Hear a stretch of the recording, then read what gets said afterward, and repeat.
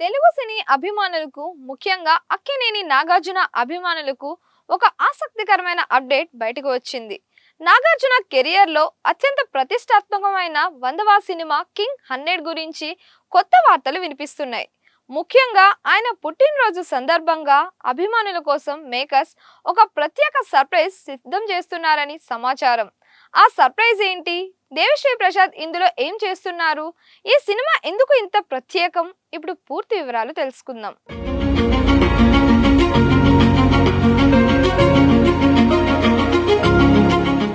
నాగార్జున సినీ ప్రయాణంలో ఇది 100వ చిత్రం కావడంతో ఈ ప్రాజెక్ట్ పై మొదటి నుంచే భారీ అంచనాలు ఏర్పడ్డాయి. ప్రస్తుతం ఈ చిత్రాన్ని దర్శకుడు కార్తిక్ తెరకెక్కిస్తున్నారు.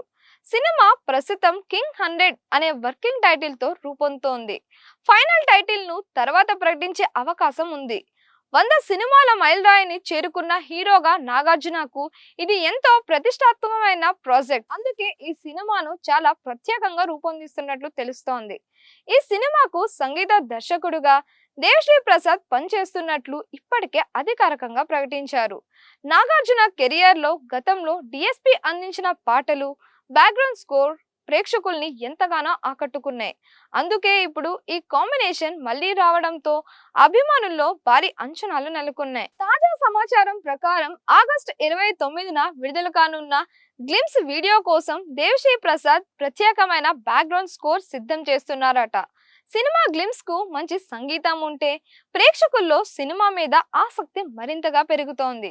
అందుకే డిఎస్పి ఈ పనిపై ప్రత్యేక దృష్టి పెట్టినట్లు సమాచారం. ఆగస్టు 29న నాగార్జున పుట్టినరోజు సందర్భంగా అభిమానులకు డబుల్ ట్రీట్ ఇవ్వాలని మేకర్స్ ప్లాన్ చేస్తున్నట్లు సినీ వర్గాల్లో ప్రచారం జరుగుతోంది.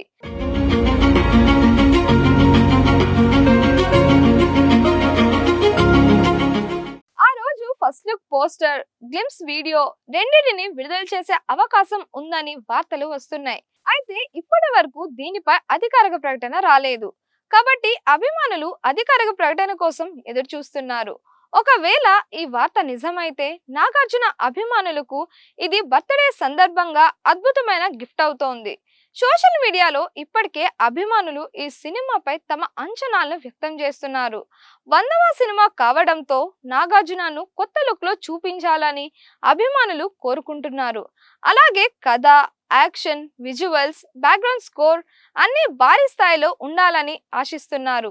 గ్లిమ్స్ విడుదలైన తరువాత సినిమా కథపై కూడా మరిన్ని అంచనాలు ఏర్పడే అవకాశం ఉంది.